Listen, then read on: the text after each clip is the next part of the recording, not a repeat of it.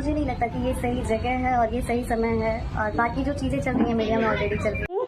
क्यों पवन सिंह की पत्नी दे रही है पवन सिंह के दुश्मन का साथ? सोशल मीडिया पे क्यों मच गया है ज्योति के कारण इतना बड़ा बवाल? पूरी जानकारी के लिए पूरा वीडियो देखें। उससे पहले आपको बता दूं कि टेक मी चैनल पे एक बहुत बड़ा गाना आया है, लागी टोना त सोना।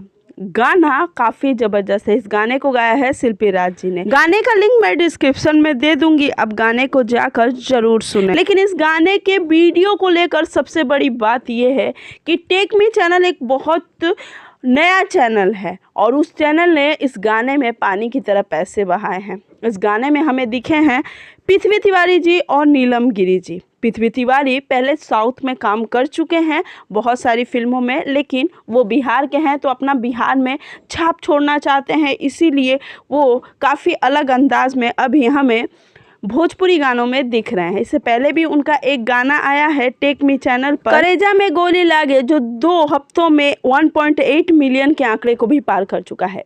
अगर इस गाने की बात करें, लागी टोना त सोना, ये गाना इतना बड़ा गाना है, इसको अलग अलग लोकेशन पे शूट किया गया है। गाने में नीलम गिरी जी और पृथ्वी तिवारी जी ने दिखा दिया कि भोजपुरी में भी वैरायटी हो सकती है। बहुत खूबसूरत गाना है और काफ़ी अच्छे से इस गाने को पिक्चराइज किया गया है। गाने में पैसे भी काफ़ी खर्च किए गए हैं, काफ़ी डांसर को यूज़ किया गया है और पृथ्वी तिवारी और नीलम गिरी जी ने तो एकदम बवाल मचा दिया। नीलम गिरी जी और पृथ्वी तिवारी की जोड़ी के लिए इस वीडियो को एक लाइक ज़रूर करें।